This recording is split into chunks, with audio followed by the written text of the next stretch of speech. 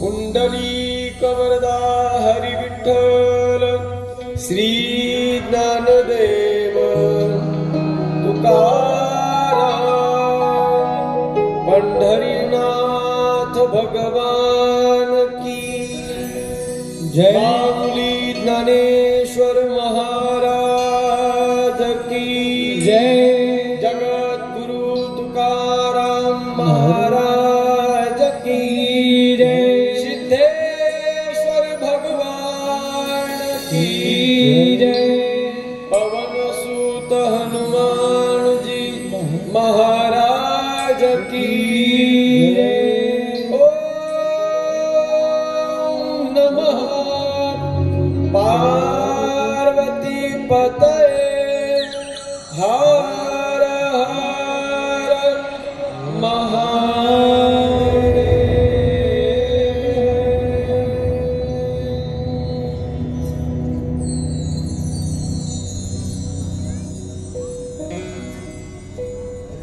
बाप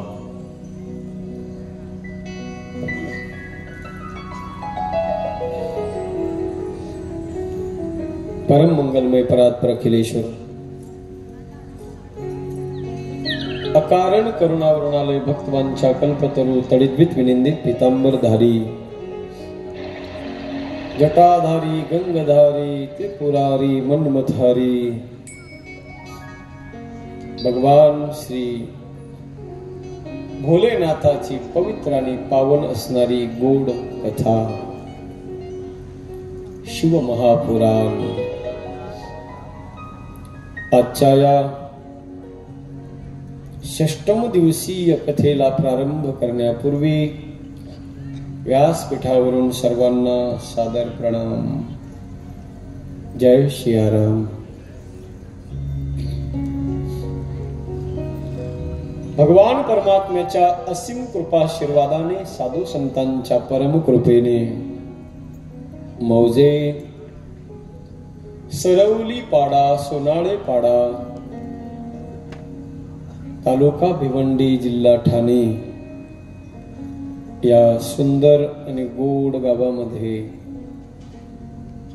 सिद्धेश्वर भगवंताच्या पवित्र प्रांगणामध्ये गणरायाच्या पावन भूमीमध्ये चालू असलेला हा उत्सव सोहळा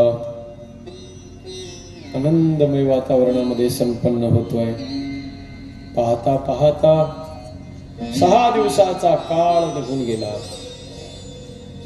झाले किती दिस कळलेच नाही।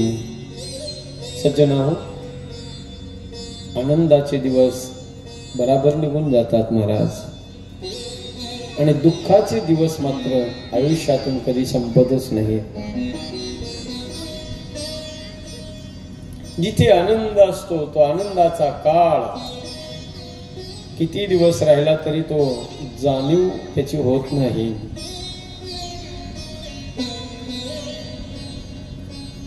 या भगवान नामचिंतनाच्या आनंदामध्ये, या भोले बाबांच्या या वाङ्मयीन सेवेमध्ये 5 दिवसाचा काळ लोटला, परंतु हे 5 दिवस कुठे गेले समजलं देखील नाही। ही अद्भुत शक्ती माझ्या भोलेनाथाची आहे। जसं जसं आपण आपल्या इष्ट देवाशी एकरूप होऊ, ही एक प्रकारची नशा आहे सज्जन। मी म्हणेल हरिकथोद्गीतम, भगवंताची कथा अमृत आहे। गोपिकांनी भगवंताला म्हणावं,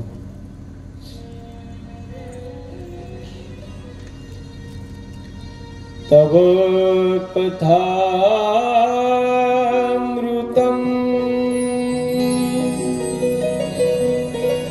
तप्त जीवनम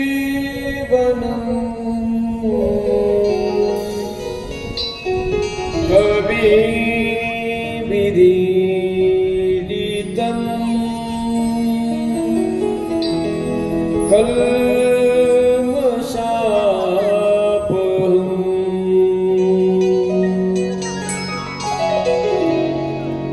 श्रवण मंगलम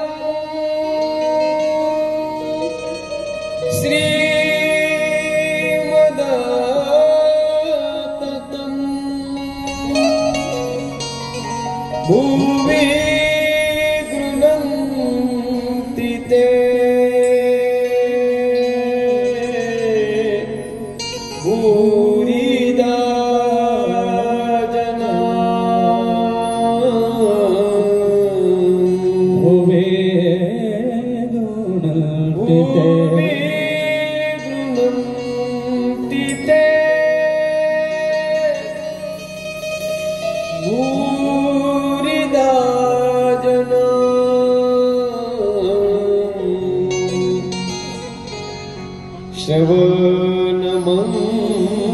श्रवणमङ्गलम्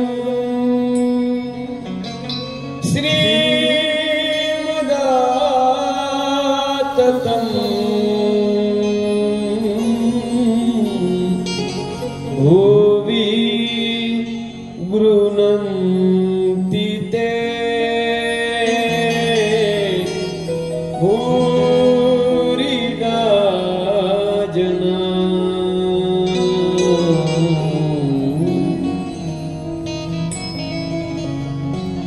तव कथामृतम तप्त जीवनम,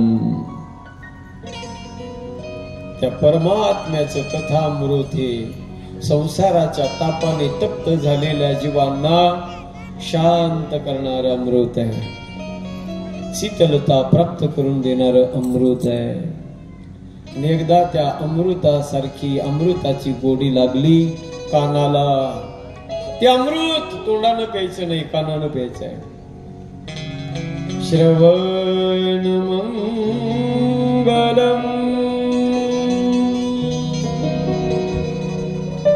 ते मदाततं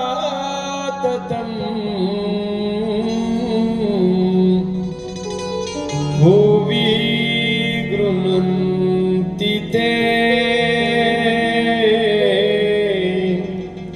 भूरिदा जना।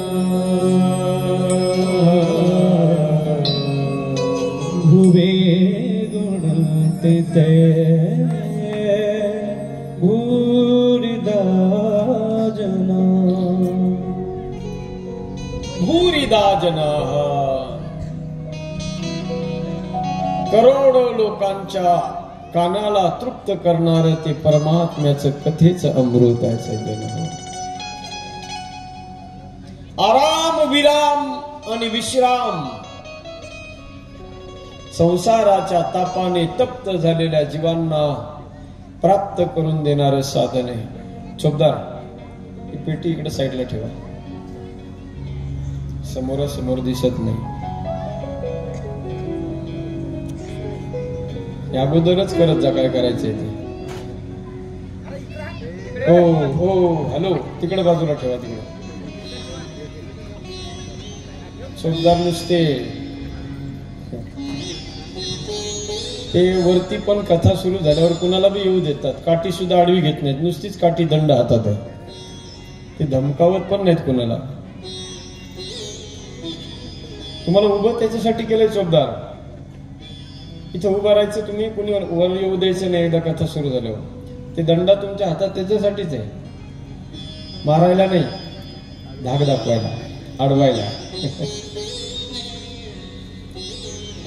भुवी गृह्णन्ति ते भूरिदा जनाः.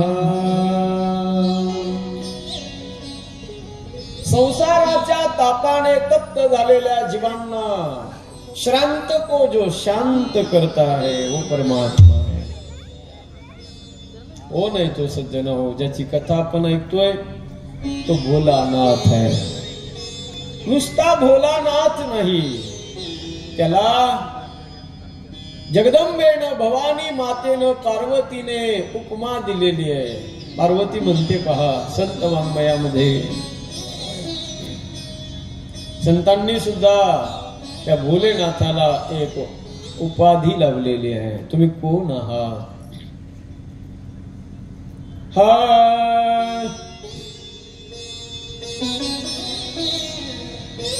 तुम्ही विश्वनाथ, दीनारं कवी अनाथ.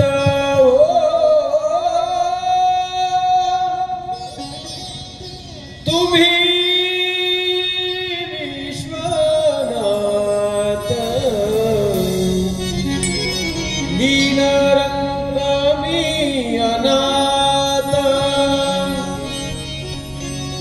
हे भोलेनाथ, तुम्ही विश्वनाथ आहात. पार्वती म्हणते तुम्ही फक्त माझे नाथ नाही, तुम्ही विश्वाचे नाथ आहात. शंकर भगवान हे विश्वाचे नाथ आहेत सज्जन हो, विश्वनाथ. विश्वनाथ मम नाथ पुरारे,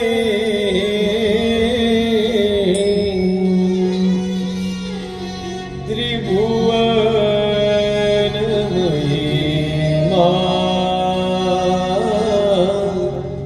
विदित तुम्हारी. हे भोलेनाथ, तुम्ही विश्वाचे नाथ आहात. विश्वनाथ, नाथ या शब्दाचाच अर्थ असा होतो संसाराच्या तापाने तप्त झालेल्या जीवांना जो शांत करतो त्याला नाथ म्हणतात. नाथ या शब्दाचा अर्थ मालक असा पण होतो. नाथ म्हणजे कर्ता माणूस. या जगताच्या निर्मितीला जो कारण आहे, जगताच्या पालनाला जो कारण आहे आणि जगत संहाराला जो कारण आहे तो शिव आहे सज्जन. शिव हे तत्व अत्यंत अद्भुत असं तत्व आहे आणि त्या भोलेनाथाची गोड कथा आपण ऐकतोय. काल शंकर आणि पार्वती मातेचा विवाह सोहळा आपण संपन्न केला. शंकर पार्वतीचा विवाह सोहळा संपन्न झाल्यानंतर शंकर भगवंताने आपल्या सासू सासऱ्यांना हिमालय महाराज आणि माता मैना यांना विदाई मागितली. पार्वतीला आता विदा करायचं आहे. सज्जन हो, तळ हातावरच्या फोडाप्रमाणे जपलेलं जरी असलं ना आपल्या स्वतःच्या लेकीला, तरी एक ना एक दिवस त्या मुलीला सज्जन हो सासरी पाठवावंच लागतं. ज्या वेळेला शंकर भगवंताच्या बरोबर पार्वतीला विदा करायची वेळ आली, त्या वेळेला माता मैना पार्वतीला काही संस्कार देते. प्रत्येक आई आपल्या मुलीला सासरी पाठवताना गोड संस्कार देत असते. बाळा, तू सासरला चालली आहेस ना, तर तुझ्या या माहेराचं नाव जाणार नाही असं जीवन जग.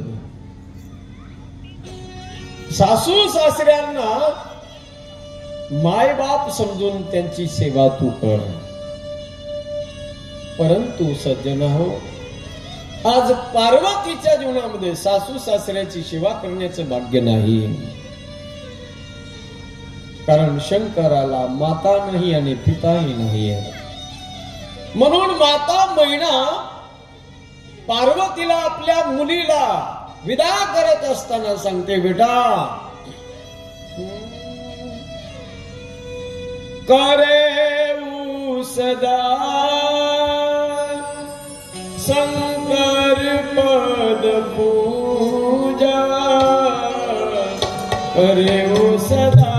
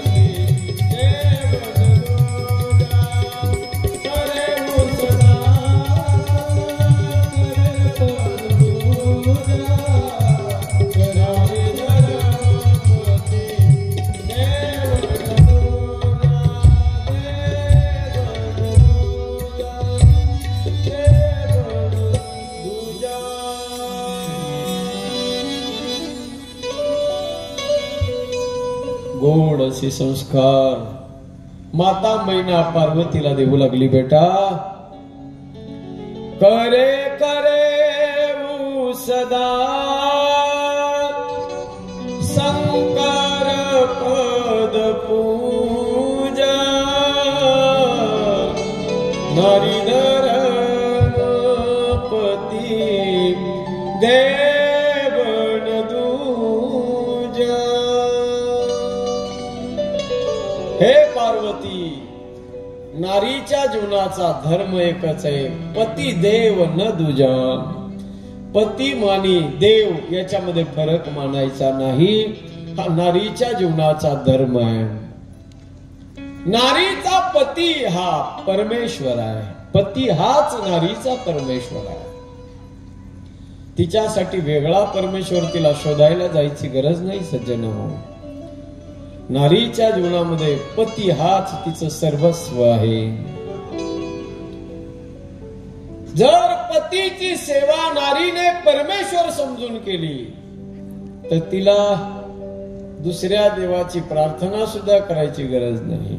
नारी धर्म पती देव न दूजा, कारण देव आणि पती याच्यात काही फरक नाही। म्हणून बेटा,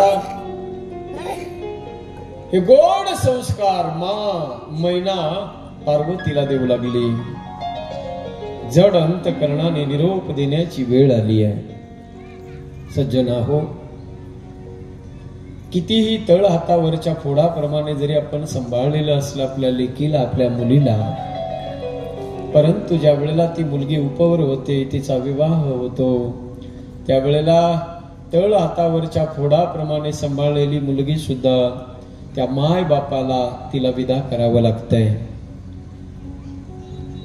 ज्या वेळेला जो बाप सज्जन हो आपल्या आयुष्यामध्ये बघा, केवढं जरी संकट आलं तर ज्या संकटाचा समर्थपणे सामना करणारा बाप, ज्या बापाच्या आयुष्यामध्ये सगळ्या संकटाचा सामना करणारा बाप, आयुष्यामध्ये कितीही संकट आली तर त्या संकटावर मात करणारा बाप, त्याच्या आयुष्यात उभ्या आयुष्यात कधी डोळ्यात त्याच्या पाणी येत नाही बघा।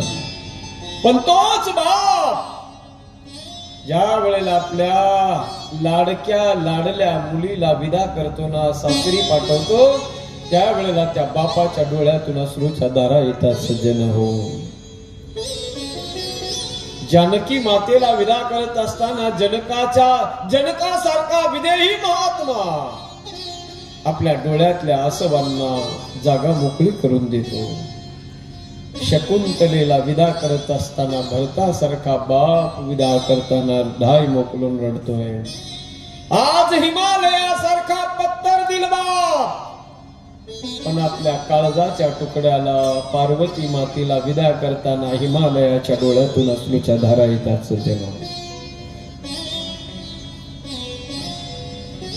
ज्या वेळेला मुलीचं लग्न होतं आणि ती मुलगी जेव्हा सासरी जाते ना मायबाप, त्यावेळेला खऱ्या अर्थानं सासूरवास मुलीचा नाही होत, सासरवास तर खऱ्या अर्थानं बापाचा होतो, बापाचा।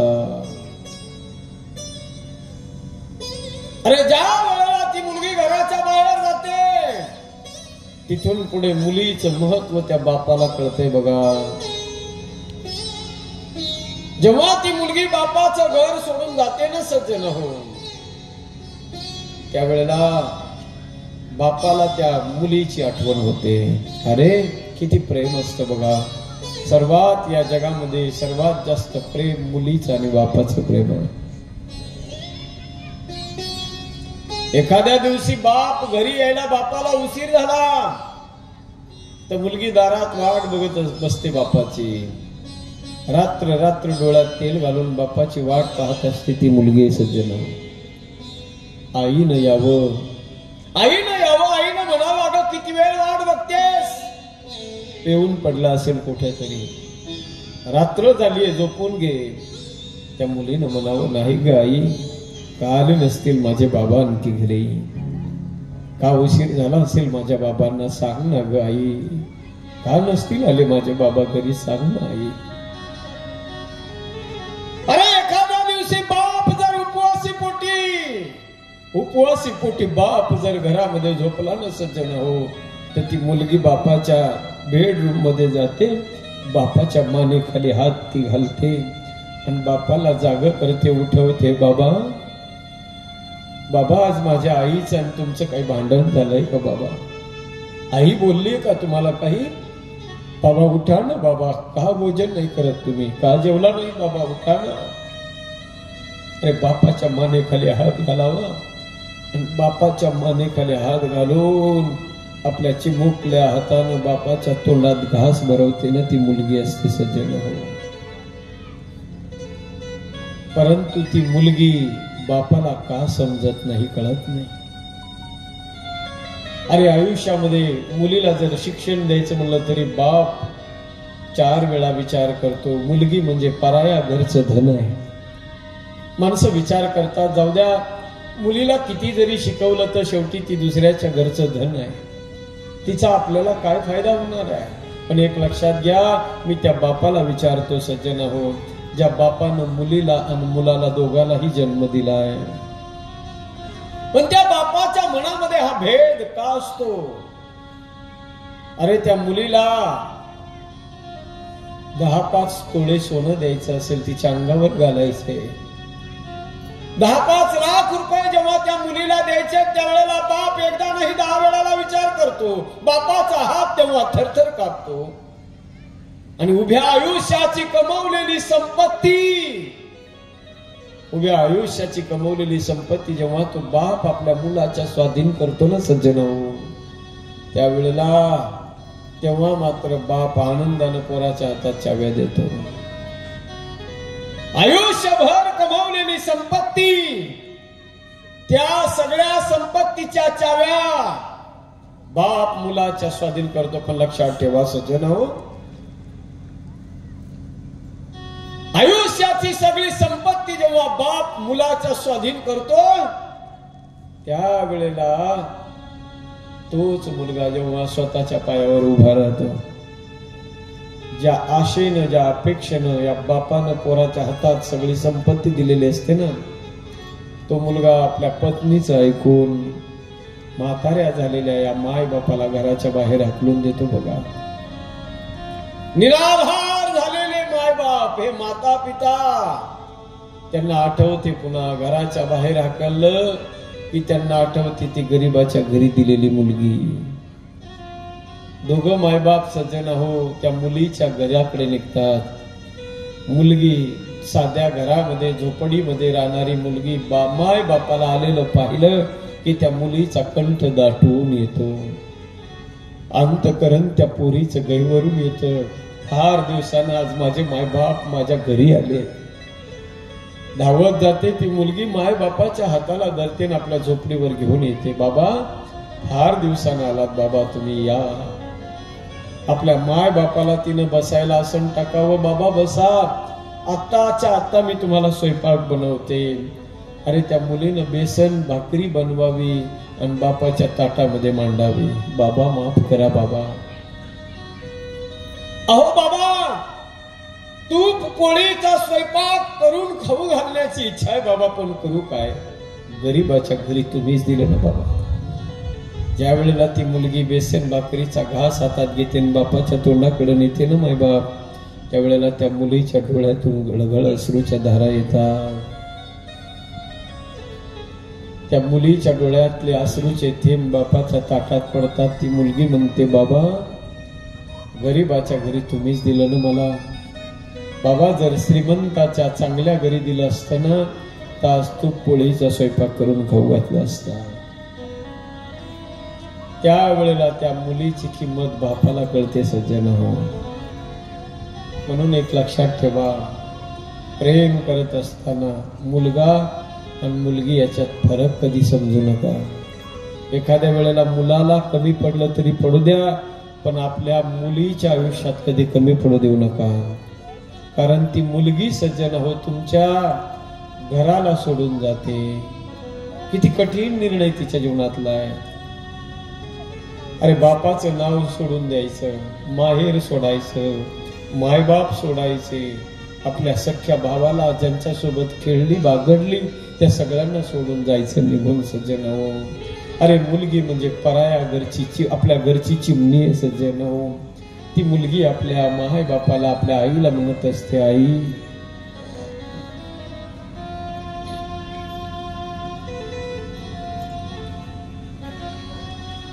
आई मी तुझ्या घरची एक चिमणी आहे. दादा बाबाला म्हणावं तिने, दादा मला विसरू नकोस. जोपर्यंत मायबाप आहे तोपर्यंत मुलीच्या जीवनामध्ये माहेर आहे सज्जन. एकदा मायबाप निघून गेले ना तर मुलीचं माहेर संपलं. दिवाळीची साडी बंद झाली सज्जन. पुन्हा त्या मुलीला कुणी विचारत नाही. पहा मायबाप आहेत तर सगळं आहे. माहेर सोडते, सगळं सोडून ती मुलगी त्याग तिच्या जीवनामध्ये. सामान्य त्याग नाही सज्जन, सामान्य त्याग नाही. आपल्या आयुष्यातल्या सगळ्या आठवणी विसरून एक नवीन अध्याय तिला सुरू करावा लागतो. कधी त्या बापाकडे तक्रार नाही करत ती मुलगी, बाबा तुम्ही एवढ्या दूर मला देतात, अनोळखी घरी मला तुम्ही देतात, माझा विचार पण नाही घेतला. ज्या मुलाचा स्वाधीन तुम्ही मला करताय तो मुलगा मला आवडतो की नाही याचाही विचार तुम्ही करत नाही. असं सुद्धा बोलत नाही ती मुलगी. आपल्या बापाची लाज राखण्यासाठी ज्या घरी ज्या मुलाच्या स्वाधीन केलं त्याच्यासोबत आयुष्यभर संसार करते मुलगी सज्जन. आपल्या जीवनामध्ये तिच्यासारखा मुलीला द्विज म्हणलेले का, द्विज म्हणलेले मुलीला तिचा डबल जन्म होतो. 2 वेळा मुलीचा जन्म होतो. एक बापाच्या घरचं आयुष्य आणि एक पतीच्या घरचं आयुष्य तिचं पुन्हा सुरू होत आहे. अशी माझी माता पार्वती आज विदा करत असताना कंठ दाटून आला सज्जन हो.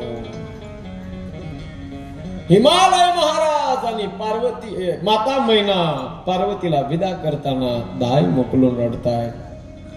शंकरासोबत पार्वतीला विदा केलं. शंकर भगवान पार्वतीला घेऊन येतात. हिमालयावर आल्याबरोबर पार्वती माता शंकराच्या सोबत राहू लागली. शंकर भगवंताला पार्वतीने आपलं विचारलं, भोलेनाथ आपल्याला राहायला घर नाही, कुठे घर आपलं? शंकर भगवान म्हणतात, देवी हेच आपलं घर आहे कैलास. ना तिथे काय व्यवस्था आहे? लाईटीची व्यवस्था नाही. शंकर म्हणतात, देवी लाईटीचं काय घेऊन बसली?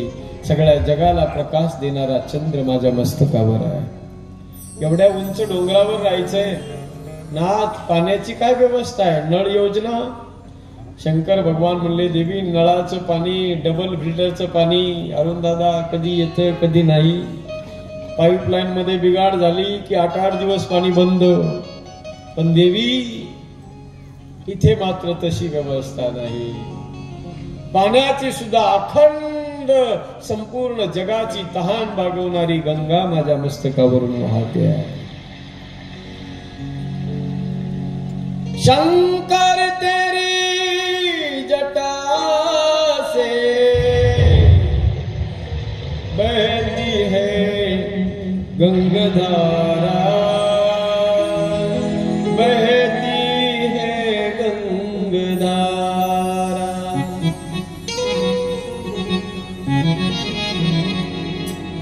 काली घटा के अंदर,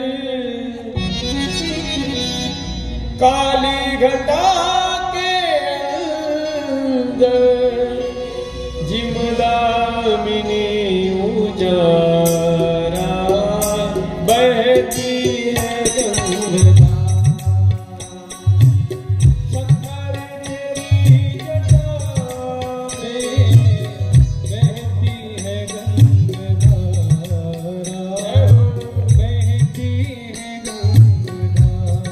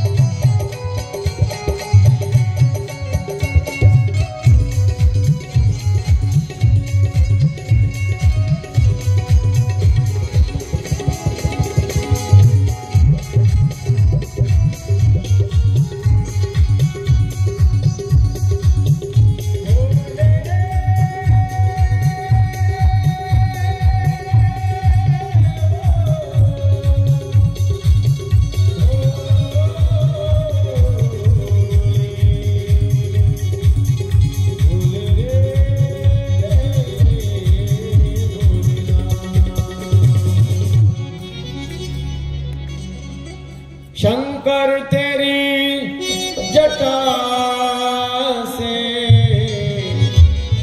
भोले तेरी जटा से बहती है गंगधारा, बहती है गंगधारा। अखंड गंगेची धार माझ्या भोलेनाथाच्या मस्तकावरून वाहते आहे। असं सुंदर रूप शंकराचं। शंकर भगवान पार्वती मातेसोबत हिमालयामध्ये राहू लागले। त्रिविध समीर सुशीतली छाया, शिव विश्राम विटप श्रुती गाया। वडाच्या झाडाखाली एक दिवस शंकर भगवान आपल्या हाताने आसन टाकतात आणि त्या आसनावर जाऊन बसले। तेवढ्यात पार्वतीनं पाहिलं। पार्वती भला वसरु जानी, गई शंभू पही मातु भवानी।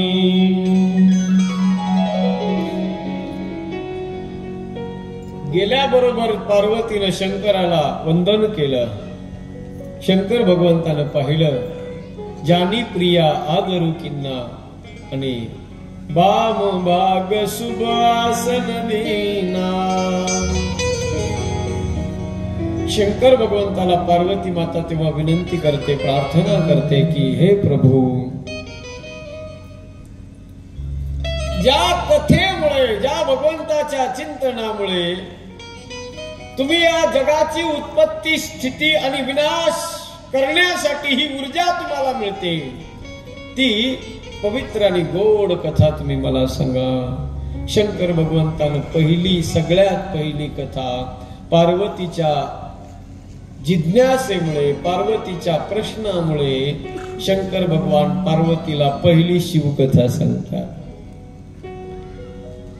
हे देवी, तू प्रश्न केलास, परंतु तुझ्या प्रश्नामधून जगाला पावन करणारी कथारूपी गंगा या जगामध्ये प्रवाहित होणार आहे। सकल लोक जग पावनी गंगा, सकल लोकांना पावन करणारी, पुनीत करणारी गंगा, कथारूपी गंगा, शिव महापुराणाची ही गोड कथारूपी गंगा पार्वतीने प्रश्न केला आणि शंकराच्या मुखातून प्रवाहित झाली। अशी ही पवित्र, अवीट आणि गोड कथा शंकर भगवान पार्वती मातेला सांगतात। तीच कथा शंकराने आपला वाहन असणारे नंदिकेश्वर नंदीला सांगितली। नंदीने सनत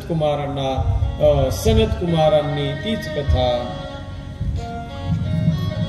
व्यासजींना सांगितली। व्यासजी महाराज आपले शिष्य असणारे सूतजी महाराजांना सांगतात आणि सूतजी महाराज शौनकादिकांना सांगतात। तो गोड प्रसंग आपण पाहत आहोत। माझ्या भोलेनाथाच्या मस्तकावरून अखंड गंगेची धार आहे। जगताला, संपूर्ण जगाला शांत करण्यासाठी डोक्यावरती गंगेची धार घेतली। मला माहितीये ही गंगा कुठून आली? सगर राजा आहे सगर, त्या सगराच्या 60,000 मुलांना शाप मिळाला आणि त्या सगराच्या 60,000 मुलांच्या उद्धारासाठी सज्जन हो। रघुकुळाचा राजा आहे सगर। त्या सगराच्या 60,000 मुलांच्या उद्धारासाठी सज्जन हवाय का? रघुकुलाच्या अनेक राजे लोकांनी तपश्चर्या केली। स्वर्गामधली गंगा पतित पावनी या मृत्यू लोकावर आणण्यासाठी अनेक लोकांनी तपश्चर्या केली, पण सज्जन हो त्यांच्या प्रयत्नांना यश आलं नाही। शेवटी रघुकुलाचा एक राजा, नाव होतं ज्याचं भगीरथ। त्या भगीरथाने तप केलं गंगोत्री या ठिकाणी हिमालयामध्ये। आणि त्या हिमालयामध्ये भगीरथाच्या तपाला प्रसन्न होऊन ती गंगा, स्वर्गामध्ये वाहणारी गंगा मृत्यू लोकात यायला तयार झाली. पण त्या गंगेनं सांगितलं, माझा ओघ एवढा प्रचंड आहे, माझा ओघ, मी जर स्वर्गातून आले तर माझं स्पीड, ओघ माझा एवढा प्रचंड आहे, स्वर्गातून जशी येईल तशी डायरेक्ट खाली पाताळात निघून जाईल. तुम्हाला काही फायदा होणार नाही त्याचा. गंगा या मृत्यू लोकावर यायला तयार झाली सज्जन हो, परंतु त्या गंगेचा ओघ कोण अडवणार? बघा, माझ्या भोलेनाथाचं जीवन परोपकारी जीवन आहे. समुद्र मंथनातून काळकूट बाहेर निघालं, कालकूट जहर, ज्या विषाने, ज्या जहराने संपूर्ण जगत नष्ट होणार अशी स्थिती होती, तेव्हा सुद्धा देवता लोक भोलेनाथाकडे गेले, प्रार्थना केली आणि जगाच्या रक्षणासाठी माझ्या महादेवानं सज्जन हो सगळं विष आपल्या कंठामध्ये धारण केलं. आता दुसरी वेळ आली, स्वर्गातून निघालेली गंगा, तिचा ओघ कोण अडवणार? पुन्हा सगळे देवता लोक भोलेनाथाला प्रार्थना करतात. भगीरथानं प्रार्थना केली माझ्या केदारनाथाला, हे प्रभू, हे दीनदयाळा, माझी विनंती तुम्ही स्वीकारा आणि या गंगेचा ओघ तुम्ही अडवा. ऐका मायबाप, त्या गंगेचा ओघ अडवण्याची जिम्मेवारी माझ्या भोलेनाथानं घेतली आणि अत्यंत प्रवाही असणारी गंगा, त्या गंगेचं स्पीड किती आहे सज्जन हो, जे गंगोत्रीला गेले असतील त्यांना माहिती असेल. गुडघ्या एवढ्या पाण्यात सुद्धा माणूस उभा राहू शकत नाही. मोठमोठे चट्टान, मोठमोठे पहाड त्या गंगेच्या पाण्याने वाहून जातात. मोठमोठ्या दगडाच्या शिळा त्या पाण्यासोबत वाहून जातात. इतकं भयंकर प्रेशर, इतकं भयंकर स्पीड त्या गंगेच्या पाण्याला आहे. गुडघ्या एवढ्या पाण्यात सुद्धा माणूस उभं राहू शकत नाही. खाली आल्यावर जर इतकं स्पीड आहे, तर जेव्हा डायरेक्ट वरून खाली आली किती स्पीड असेल तिचं. माझ्या महादेवानं जगत कल्याणासाठी सज्जन हो त्या गंगेचा ओघ आपल्या मस्तकावरती धारण केला. आपल्या स्वतःच्या जटेमध्ये ती गंगा शंकर भगवंताने जटामध्ये समावित करून टाकली. जटा शंकरी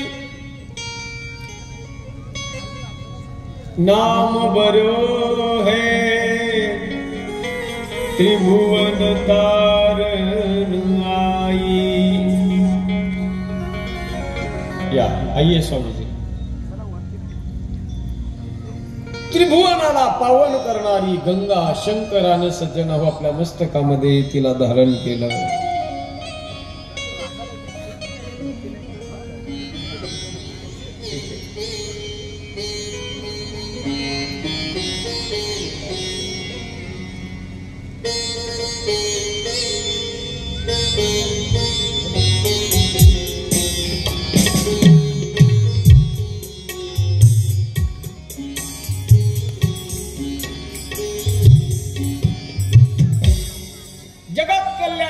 माझ्या भोलेनाथाने त्या गंगेचा ओघ आपल्या जटेमध्ये सम्मिलित करून टाकला.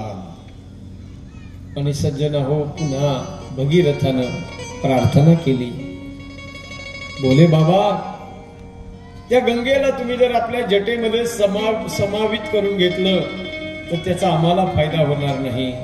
पुन्हा भोलेनाथाची आराधना भगीरथानं केली आणि ती गंगा शंकराच्या जांघेमधून निघाली आणि तिथून पुढे तिला जान्हवी असं नाव पडलं. ती गंगा सज्जन हो जान्हवी भगीरथानं आणली म्हणून तिचं नाव पुढे भागीरथी असंही पडलं. अशी ती पवित्र पावनी गंगा माझ्या भोलेनाथाच्या मस्तकातून निघाली. जशी ती गंगा निघाली तशी ही कथारूपी गंगा सुद्धा शंकराच्याच मस्तकातून बाहेर निघाली सज्जन हो. माझा भोला अत्यंत भाळा आहे, सगळ्यांची इच्छा पूर्ण करणारा आहे, सगळ्यांचं सुख दुःख जाणून घेणारा भोला आहे सज्जनांनो. परंतु तुमच्या अंतःकरणात भाव तसा मजबूत पाहिजे. एकदा एक गोड प्रसंग सज्जनांनो, अर्जुन जंगलामध्ये गेला. अर्जुन आणि जंगलामध्ये गेल्यानंतर भगवान भोलेनाथांनी अर्जुनाची परीक्षा घ्यायची ठरवली. माझ्या भोलेनाथांनी जंगलामधल्या एका किराताचं रूप धारण केलं. कोल किरात, आदिवाशाचं रूप धारण केलं भोलेनाथांनी आणि अर्जुनासोबत लढाई सुरू झाली. लढाई का झाली त्याचं कारण असं होतं, अर्जुन शिकारीला गेला होता. एक सुवर जंगलामधून पळत होत. ज्या वेळेला त्या सुवराच्या दिशेने अर्जुनाने बाण मारला, त्याच वेळेला त्या किराताने सुद्धा बाण मारला आणि दोघांचेही बाण एकाच वेळेला त्या सुवराच्या अंगाला लागले. दोघही ते सुवर खाली पडलं तेव्हा दोघही त्या शिकारीवर दावा करू लागले. किरात म्हणू लागला ही शिकार माझी आहे आणि अर्जुन म्हणतो ही शिकार माझी आहे. दोघांच्या मध्ये लढाई सुरू झाली. अर्जुन आणि किरातामध्ये लढाई सुरू झाली. सज्जनांनो, ज्या वेळेला ऐका बरं का, एक मी तुम्हाला माझ्या ज्ञानोबराकडे नेणार आहे या प्रसंगामधून. ज्या वेळेला दोघांची भयंकर लढाई सुरू झाली आणि लढाई करत असताना अर्जुनाच्या लक्षात आलं की माझी शक्ती क्षीण होत चालली आहे, माझी पावर कमी व्हायला लागली. हे अर्जुनाच्या लक्षात आल्याबरोबर सज्जनांनो, बाजूला एक शिवलिंग होतं. अर्जुनाने स्मरण केलं भोलेनाथाचं. त्या शिवलिंगाच्या जवळ अर्जुन गेला आणि शिवलिंगावर बिल्वपत्र त्यानं समर्पित केलं.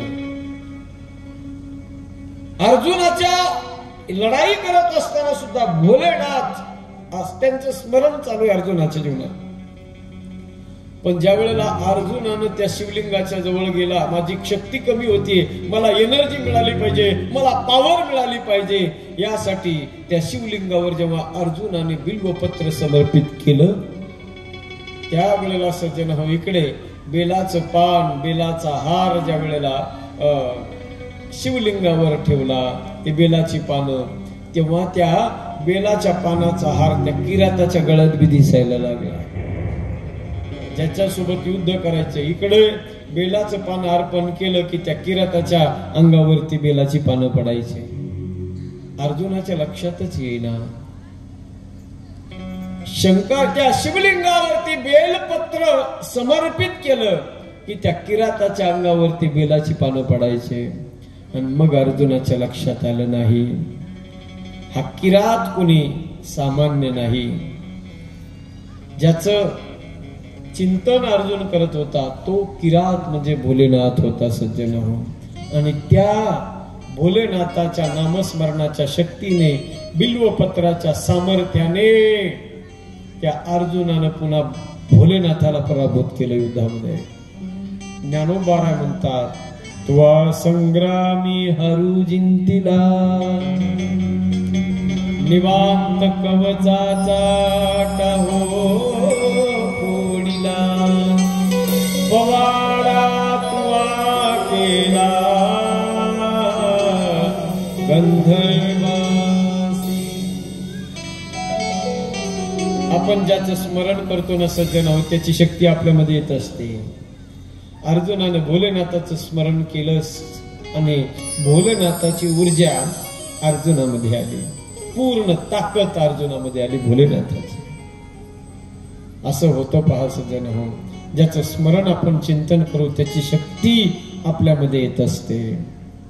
अर्जुनामध्ये सुद्धा शिवतत्व निर्माण झालं सज्जन हो. संत म्हणतात ना, देव पाहावया गेलो, देव पाहावया गेलो,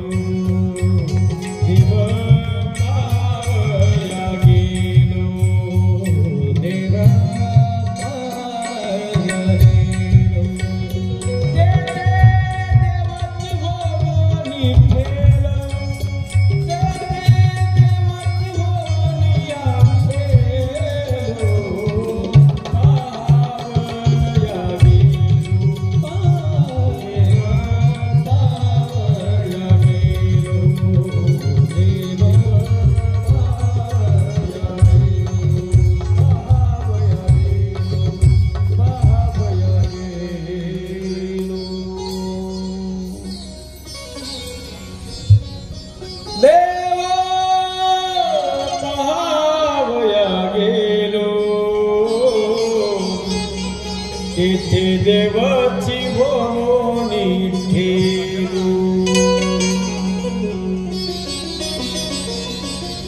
एखाद्या भगवंताचं ज्या देवाचं आपण चिंतन करतो त्या देवाच्या स्वरूपाकार आपण बनत असतो. सज्जनांनो, भोलेनाथाचं स्मरण केलं अर्जुन सुद्धा भोलेनाथाचा स्वरूपाकार झाला. ज्याचं आपण चिंतन करतो ना सज्जना होतो तसाच दिसत असतो.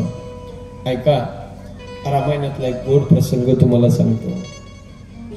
ज्या वेळेला भरत महाराज राम आणि लक्ष्मणाच्या भेटीला निघाले.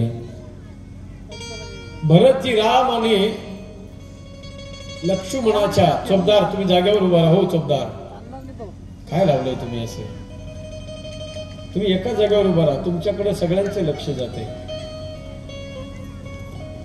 क्रिकेटमध्ये काळा पडदा कशासाठी लावलेला असतो माहितीये? काळा पडदा लावण्याचं कारण एकच आहे. चेंडू फेकणारा बॉलर जो असतो त्याच्या हातातला चेंडू तो कशा पद्धतीने स्विंग होतोय हे सुद्धा बॅट्समनला कळालं पाहिजे. तो लेग स्पिन करतोय की ऑफ स्पिन करतोय, कशा पद्धतीने तो चेंडू फेकणारा आहे, त्या चेंडूची मुवमेंट कशी, त्याच्या बोटाची मुवमेंट कशी आहे, इथपर्यंत त्या बॅटिंग करणाऱ्या बॅट्समनला कळालं पाहिजे. आणि तो बॉल क्लिअर दिसावा. काळ्या पडद्यावर पांढरा कलर क्लिअर दिसतो म्हणून काळा पडदा क्रिकेटमध्ये टाकलेला असतो. आणि जर समजा यदा कदाचित चोपदार त्या काळ्या पडद्याजवळ इकडून बॉलरनी बॉल फेकणं आणि तेवढ्यात ती काळ्या पडद्याच्या समोर एखादा माणूस आला की त्या बॅट्समनचं लक्ष कुणाकडे जातं? बोला, त्या माणसाकडे लक्ष जातं, त्या बॉलकडे लक्ष राहत नाही. आणि मग काय होतंय, त्याचा त्रिफळा जाण्याची शक्यता आहे. मला आउट करायचे का तुम्हाला? आउट नका करू, उद्याचा दिवस नका करू. आणखी बॅटिंग करायची मला उद्यापर्यंत. 7 दिवसाची कसोटी चालू आहे भोलेनाथाच्या पवित्र पावन दरबारामध्ये. काय सांगत होतो मी चोपदार? असं ते भरतजी ज्या वेळेला निघाले रामजीच्या दर्शनासाठी रस्त्याने निघाले त्यावेळेला मायबाप भरताच्या डोक्यामध्ये चिंतन फक्त कोणाचे? राम आणि लक्ष्मणाचं. आणि भरतजी जेव्हा शृंगवेरपुरापर्यंत आले, शृंगवेरपुराचा राजा आहे ज्याचं नाव निषाद राज आहे, त्या निषादानं पाहिलं. कुणाला? भरताला पाहिलं. आणि भरताकडे पाहिल्याबरोबर, कारण काही दिवसापूर्वीच राम आणि लखन भैया दोघही त्या शृंगवेरपुरामधून निघून गेलेले होते. त्यांची सेवा करण्याचं भाग्य त्या निषादाला मिळालं होतं. सज्जनांनो, जेव्हापासून राम आणि लखन भैया गावातून निघून गेले तेव्हापासून त्या निषादाच्या डोक्यातून राम आणि लखन दोघं जायलाच तयार नाही. निषादाच्या बी डोक्यामध्ये राम लक्ष्मण आहेत आणि भरत निघालाय त्यांना भेटायला, तर भरताच्या डोक्यात सुद्धा कोण आहे? राम आणि लखन दोघं बी आहे. दोघं बी त्यांचं चिंतन करतात. इकडे निषाद बी आणि इकडे भरत, दोघही राम लक्ष्मणाचं चिंतन दोघांच्याही डोक्यात चालू आहे. त्यावेळेला जेव्हा निषादानं भरताकडे पाहिलं तर निषादाला भरतामध्ये भरत नाही दिसले. निषादानं भरताकडे पाहिल्याबरोबर लक्ष्मणजी भरतामध्ये दिसले. रामाचं रूप दिसलं भरतामध्ये निषादाला. आणि निषाद राज गुहत भिल्ल आदिवासी गुरु वशिष्ठ जींनी सांगितलं, भरत ये राम का सखा है. हे ऐकल्याबरोबर सज्जना हो, राम सखा सुनी शंदनु त्यागा, राम सखा सुनी शंदनु त्यागा. रामाचा सखा आहे, हा रामाचा सखा, रामाचा मित्र निषाद आहे, गुहक आहे. हे ऐकल्याबरोबर भरतजी गेले. भरताला तो निषाद नाही दिसला. जणू रामच माझा मला भेटलाय असा आनंद भरताला झाला आणि भरतानं रथातून उडी मारली आणि कडकडून आलिंगन निषाद राजाला दिलं. सज्जनो, करत दंडवत देखत ही भरत रहे उरलाई, मन उलखन सन भेट भई, प्रेमुन हृदय समाई, प्रेमुन हृदय समाई. हे मी का सांगितलं सज्जन हो, निरंतर आपण ज्याचं चिंतन करतो ना तद्रूप आपण बनत असतो. तुम्ही जर माझ्या भोलेनाथाचं स्मरण केलं तर एक दिवस तुम्ही शिवस्वरूप होणार. ज्याचं चिंतन आपण करतो तसंच आपण होऊन जातो. त्याच्यातून आपल्यात फरक राहत नाही महाराज. अखंड जर भोलेनाथाचं चिंतन तुम्ही करत राहिलात तर एक दिवस असा भाव तुमच्या जीवनामध्ये येईल, तुम्ही आणि माझे भोलेनाथ याच्यात फरकच राहणार नाही. तुका म्हणे एके ठाई केले माझे तुझे नाही. आता त्याच्यात माझ्यात बदल राहणार नाही. एकरूप इतकं झालं पाहिजे भगवंताची भक्ती करताना सज्जन हो. किती एकरूप झालं पाहिजे. ज्याप्रमाणे वृंदावनातल्या गवळणी एकरूप झाल्या, किती एकरूप झाल्या. त्या देवाशिवाय दुसरं काही दिसत नाही. बाजाराला बी गेल्या तर कांदे घ्या, वांगे घ्या, बटाटे घ्या असं नाही बोलल्या. गोविंदू घ्या कोणी, दामोदर घ्या गे.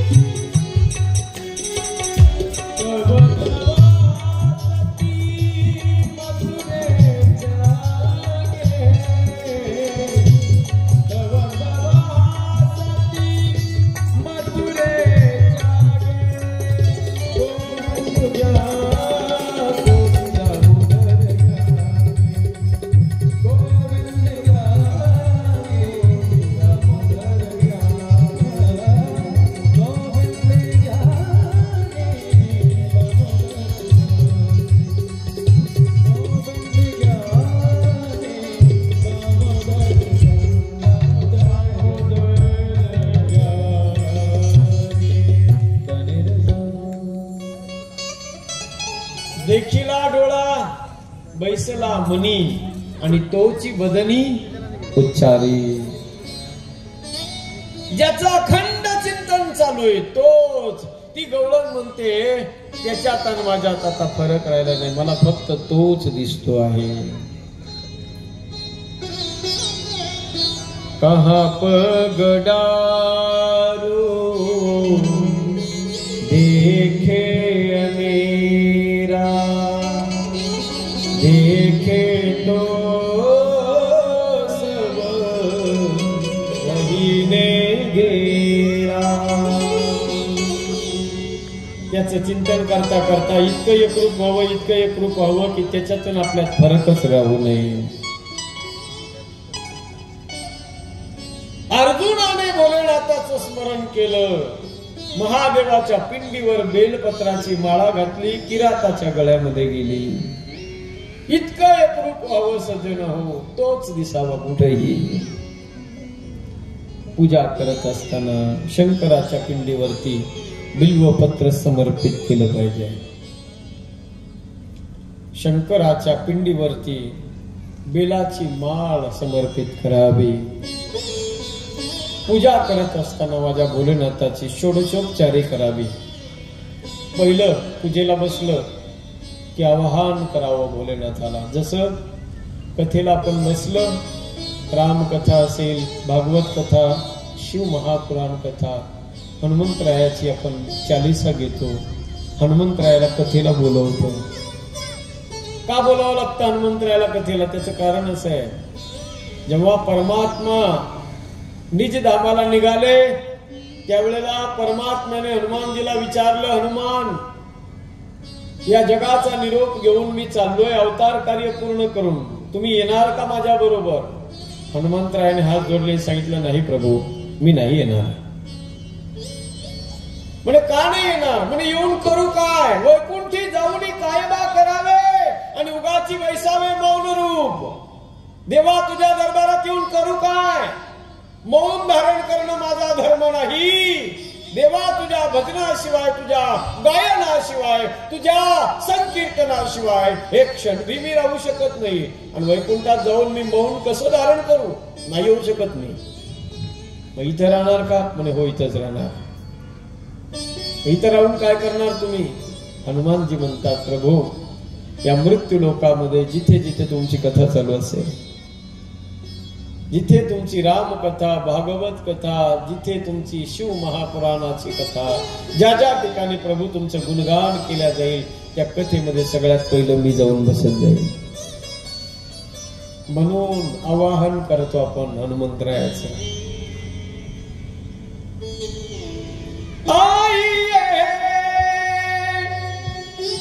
हनुमंत विराजिए, आइए हनुमंत विराजिए, हनुमंत विराजिए,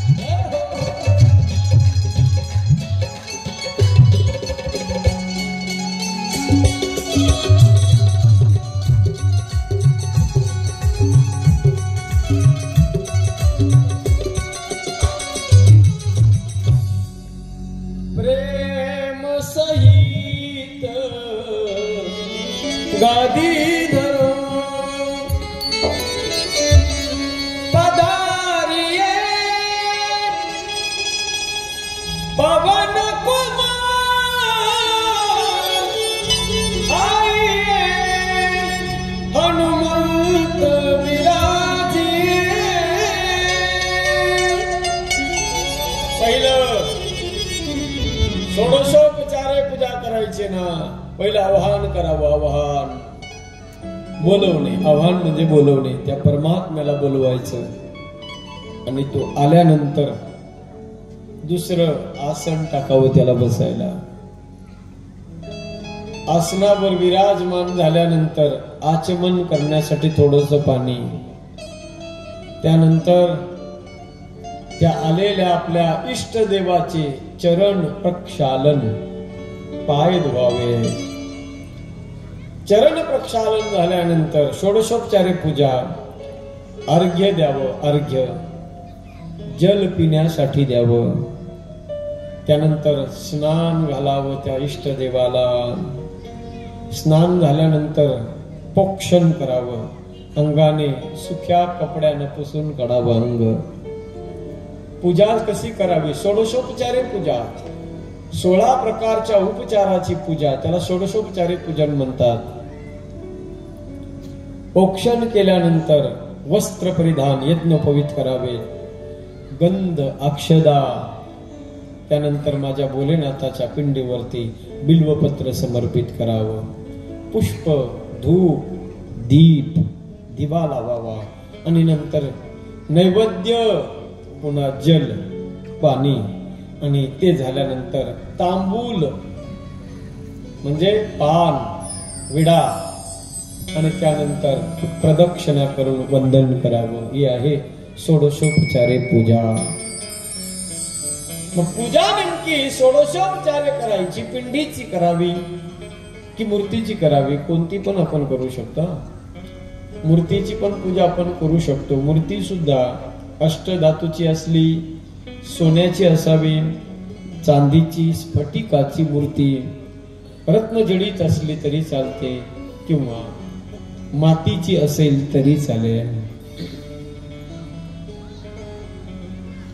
परंतु ते सगळं करत असताना त्या भोलेनाथाच्या पूजेमध्ये आपलं मन एकरूप होणं गरजेचं आहे. मनाला एकरूप केल्याशिवाय ती पूजा स्वीकार्य होत नाही. काय द्यावं पूजन झाल्यानंतर इष्ट देवाला? तर असं वर्णन आहे, आपल्याला जी वस्तू सगळ्यात जास्त आवडीची आहे ती परमात्म्याला द्यावी. देवाला प्रसन्न करायचंय ना, तर आपल्याला जी वस्तू सगळ्यात जास्त आवडते ना ती देवाला दिली पाहिजे. यद यद प्रियतमं लोके यच्चाति प्रियमात्मनः तत्तन्निवेदनं मह्यं तदानंत्याय कल्पते. जी गोष्ट आपल्याला आवडते ती जर आपल्या इष्ट देवाला दिली तर त्यानं परमात्मा अत्यंत प्रसन्न होतो. सज्जन हो, लवकर जर भोलेनाथाला प्रसन्न करायचं असेल तर त्याच्यासाठी आपला भाव थोडा महत्वाचा आहे. देवाला भावाशिवाय दुसरं काही नाही. पहा, आपल्याला माहिती आहे, तुम्ही कसं बी गा म्हणा, भाय कुभाय अनख अलसहु नाम जपत मंगल दिशिदसहु. भाव असो नसो भाव आलो तुझी आठाया, कृपा दृष्टी पाहे.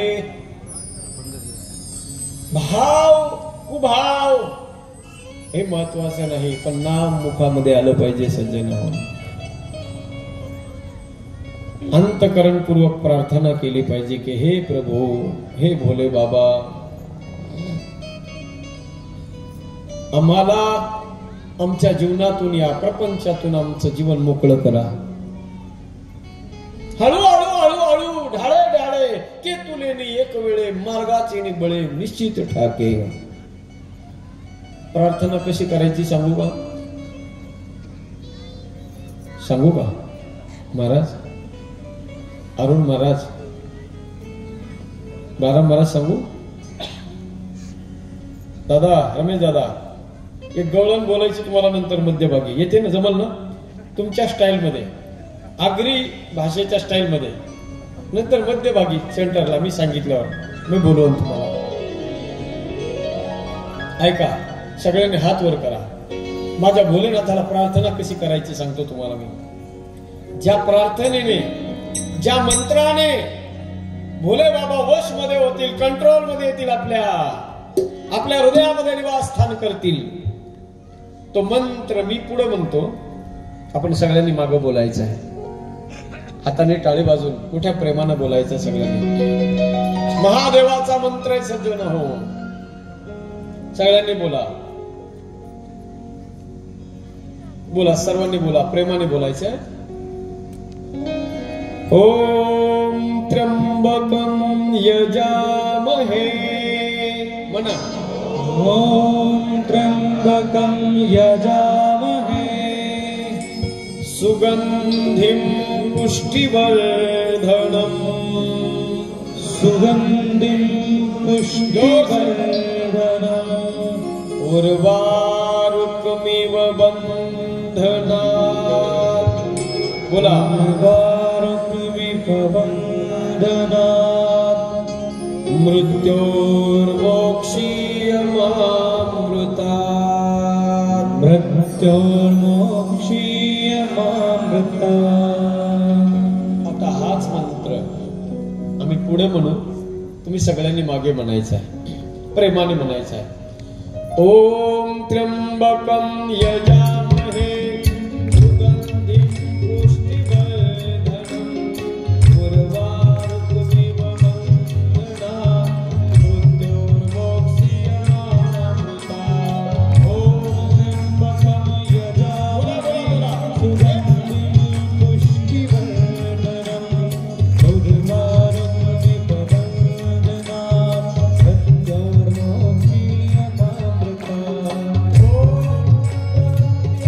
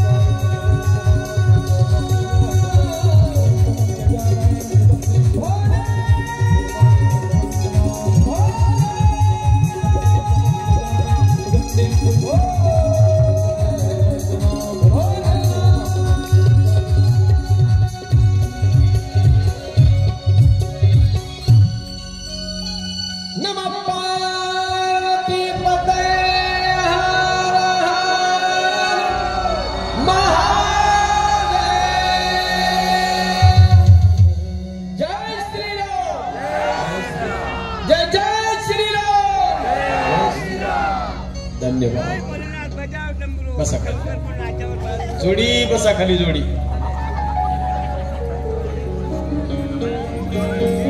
ऐका, मंत्र राजा आहे, मंत्राचा राजा आहे. पहा, भोलेनाथाला प्रसन्न करणारा मंत्र आहे. उद्या महाशिवरात्रीचा दिवस आहे. महाशिवरात्रीच्या दिवशी माझ्या भोलेनाथाला प्रसन्न करून घ्यायचं असेल ना, तर सगळ्यात मोठी संधी आहे आपल्याला. एरवी जर आपण भोलेनाथाचं चिंतन केलं, भजन केलं, नामस्मरण केलं, तर त्याचं जितकं पुण्य मिळणार आहे एरवी, त्याच्यापेक्षा दुप्पट पुण्य प्राप्त करण्याची संधी म्हणजे महाशिवरात्री आहे. सज्जन, महाशिवरात्रीच्या दिवशी डबल पुण्य, डबल बेनिफिट आहे. उद्याचा दिवस फार महत्वाचा आहे. आज 12 वाजले का तिथून पुढे सुरू झाली महाशिवरात्री. ओम त्र्यंबकं यजामहे सुगंधिं पुष्टिवर्धनम् उर्वारुकमिव वन्दनात्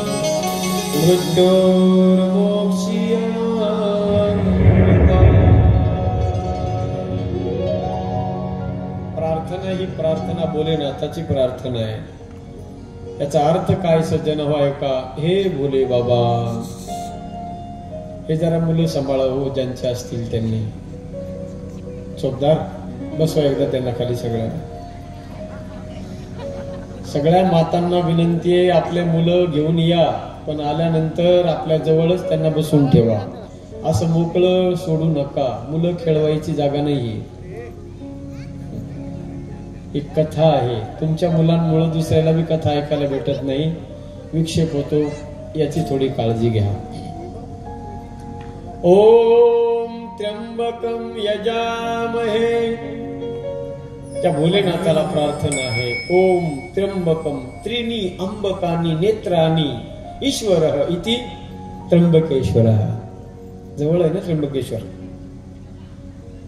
अंबक मानी नेत्र, त्रिणी अंबकानी नेत्रानी ईश्वरः इति त्र्यंबकेश्वरः. त्या त्र्यंबकेश्वराला, त्र्यंबकाला प्रार्थना आहे. ओम त्र्यंबकं यजामहे, आम्ही त्याचं वंदन करतो बोले बाबा तुम्हाला. ओम त्र्यंबकं यजामहे सुगंधिं पुष्टिवर्धनम्. आमच्या जीवनामध्ये भक्तीची वाढ झाली पाहिजे. तुमच्याविषयी प्रेम आमच्या अंतःकरणात निर्माण झालं पाहिजे. सुगंधिं पुष्टिवर्धनम्. आम्हाला तुम्ही काय करा, या संसाराच्या बंधनातून तुम्ही आम्हाला बाजूला करा. कसं करायचं? भोलेनाथांनी सांगितलं, एक काम करा, ज्याप्रमाणे उर्वारुकमिव बंधनात् मृत्योर्मोक्षीयमामृतात्. एक उदाहरण दिलं बघा. या संसारातून कसं हळूहळू बाजूला निघायचंय. हळूहळू डाळे डाळे केतुलीने एक वेळे मार्गाचे निबळे निश्चित ठाके. कर्तव्य पूर्ण झालं ना प्रपंचाचं, संसाराचा सगळा कार्यभाग पोरांच्या स्वाधीन करून द्यायचा आणि हळूहळू हळूहळू बाजूला निघायचं. आपल्या घरातल्या परिवारातल्या लोकांना कळालं पण नाही पाहिजे की आपल्या प्रपंचातून हा माणूस सटकलाय. न कळत इतकं सॉफ्टपणे बाजूला निघायचं. कसं? उदाहरण दिलं, उर्वारुकमिव बंधनात् मृत्योर्मोक्षीयमामृतात्. उर्वारुक मानी काय? उर्वारुक म्हणजे आपल्याकडे पावसाळ्याच्या दिवसामध्ये एक फळ येत असतं सज्जन हो. मोठं फळ असतं ते, उकिरड्यावर येतं ते, शेणाच्या, काय म्हणतात तुमच्याकडे त्याला? मोठं फळ असतं ते, असं वेलाला येतं. डांगर, काशी फळ, अनेक नाव आहेत त्याला. ते जे डांगर आहे सज्जन हो, ते फळ केवढं आहे? एवढं मोठं फळ असतं. पण त्याचा देठ जर बघितला ना, देठ फार छोटा असतो, पण त्या देठात एवढी ताकद असते. त्या देठाला जरी उचललं ना तर तो अख्खं फळ वर येते, उचलतंय. त्या पूर्ण एवढ्या मोठ्या फळाला वरती उचलण्याची ताकद कशात आहे? त्या देठात आहे. पण कोणत्या देठात आहे? तो देठ हिरवा असला पाहिजे. जसं जसं सज्जन होते फळ हिरवं जोपर्यंत आहे ना तोपर्यंत त्या देठ अशी एकरूप असतं, बिलकुल एकरूप असतं ते. पण जसं जसं फळ पिकायला लागलं ना, परिपक्व दशेला प्राप्त झालं, ऐका लक्ष देऊन, फळ पिकायला लागलं की त्या देठाचा राजीनामा घेतं ते फळ हळू हळू हळू हळू.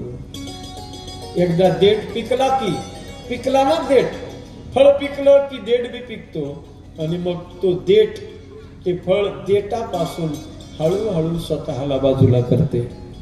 आणि एक दिवस पूर्ण पिकलं ना ते फळ की मग त्याची अवस्था अशी होते, त्या देठाचा माझा काही संबंध नाही, या संसाराच्या बेटाचा माझा काही संबंध नाही, अशी अवस्था निर्माण झाली पाहिजे सज्जना. उर्वारुक्मिव बंधनात जसं हळूहळू ते फळ स्वतःला बाजूला करतं. हे परमेश्वरा, हे भोलेनाथा, आम्हाला या संसारातून हळूहळू बाजूला करा आणि तुमच्या भक्तीमध्ये आम्हाला रममान करा. राजा रावणा इतके तर बिझी माणसं नाही ना, पण राजा रावणाकडे फार मोठी व्यस्तता त्याच्या जीवनात होती, पण तो सुद्धा त्याच्या मुखातून शब्द निघायचे सज्जना हो. कदा निलिंप निर्झरी निकुंज कोटरे वसन विमुक्त दुर्मती सदा शिरस्त मंजलीवन विलोल लोल लोचनेन लाम भान लग्न कसिवेती मंत्र मुच्चरण कदा सुखी भवाम्यहम. काय शब्द आहेत राजा रावणाचे सज्जना बघा. रावण म्हणतोय, रावणासारखा माणूस एवढा बिजी असलेला, संसारात चिटकलेला, तो म्हणतोय कदा निलिंप निर्झरी, कधी एकदाच या सगळ्या संसाराच्या झमेल्याला बाजूला टाकून एखाद्या जंगलामध्ये मी जाईल. निकुंज कोठरे वसन विमुक्त दुर्मती सदा शिरस्त मंजली वन. एखाद्या कोठरीमध्ये, झोपडीमध्ये जाऊन कधी बसल आणि माझ्या महादेवाच्या पिंडीवर मी कधी शिरस्त मंजली वहन, माझ्या 10 मुंडक्यापैकी एक एक मुंडक तोडून हातावर घेऊन माझ्या भोलेनाथाच्या पिंडीवर मी समर्पित करेन. आणि कधी मला माझ्या जीवनाचं खरं सुख मिळेल. कदा सुखी भवाम्यहम. राजा रावणाचे शब्द आहेत सज्जन हो. विमुक्त दुर्मती सदा, सगळ्या प्रकारची दुर्बुद्धी मनातून नष्ट होऊन कधी मला सुख प्राप्त होईल, ही भावना राजा रावणाची आहे सज्जन हो. भोलेनाथाची माझ्या भक्ती याच्यासाठीच करायची आहे की हळू हळू हळू, ऐका माय बाप, जोपर्यंत संसार करायचा आहे, प्रपंच करायचा आहे, खूप करा. आपल्या मुलासाठी, आपल्या देशासाठी खूप संपत्ती कमवा. पण जेव्हा वाटेल ना, राजा दशरथानं फक्त एक केस पांढरा झाला होता कानाजवळचा, एकच, की आपलं राज्य आपल्या मुलाच्या स्वाधीन करायचं ठरवलं. आपले आखे पांढरे होते तरी काळे करून त्याला पुन्हा आणखी राडा चालूच आहे.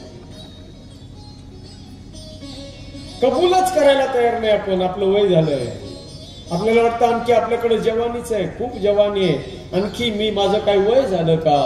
अरे कधीतरी आपल्या मनानं आपल्याला सांगावं, कधीतरी आपल्या मनाला आपण समजून सांगितलं पाहिजे की नाही, अब मैं बहुत नाचू गोपाल.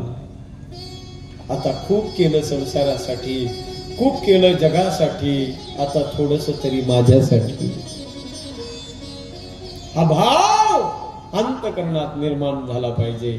आणि तसं एकरूप होऊन, तितकं तल्लीन होऊन माझ्या भोलेनाथाचं जर स्मरण आणि चिंतन केलं की नक्की परमात्मा तुमच्या मनातली इच्छा पूर्ण करेल.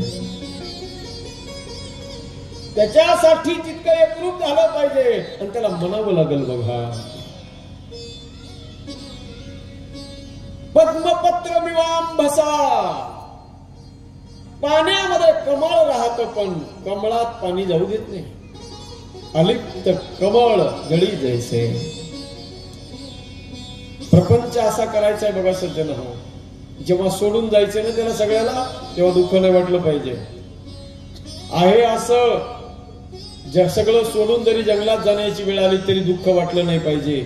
इतकं तटस्थ पाहुण्यासारखं जीवन जगायचं बघा घरात. पक्षी अंगणी उतरती ते का गुंतुनी राहती हो ऐसे असावे संसार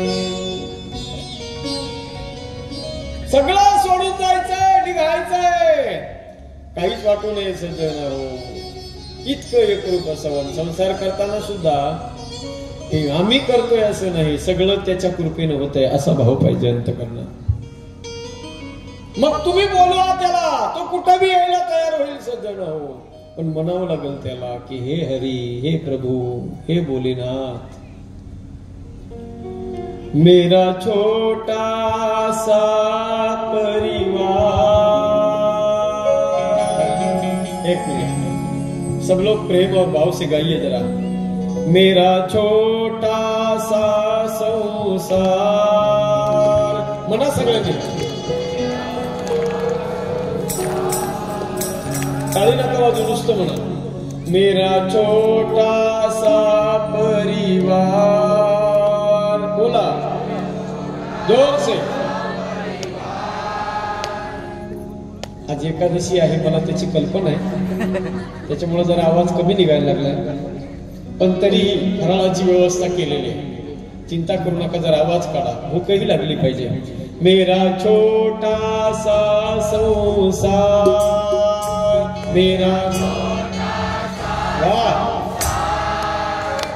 हरि आ जाओ एक बार हरि क्या बात है काय जीव वाढून टाकाव तुमचं मेरा छोटा सा संसार मेरा छोटा सा संसार प्रभु आ जाओ एक बार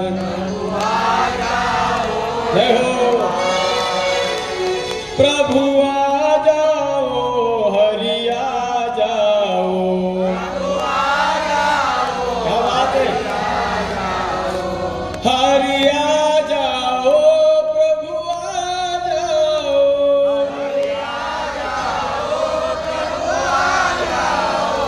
भोले आ जाओ तुम आ जाओ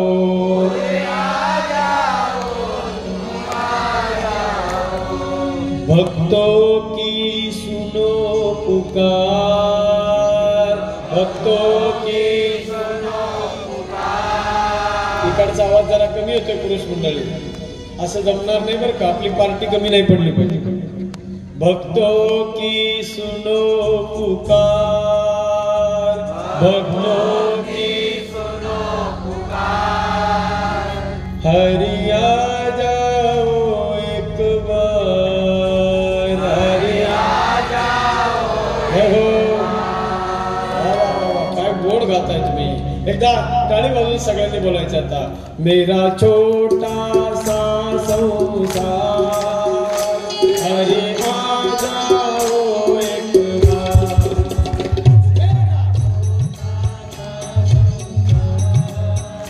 हरि आ जाओ एक बार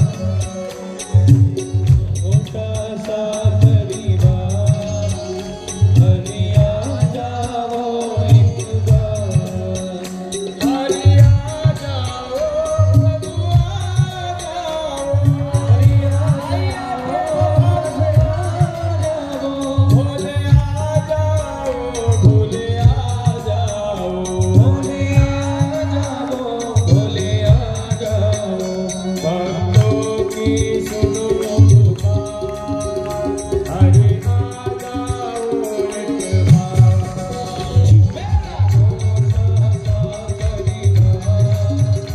हरि आ जाओ एक बार मेरा छोटा सा परिवार हरि आ जाओ एक बार मेरा छोटा सा परिवार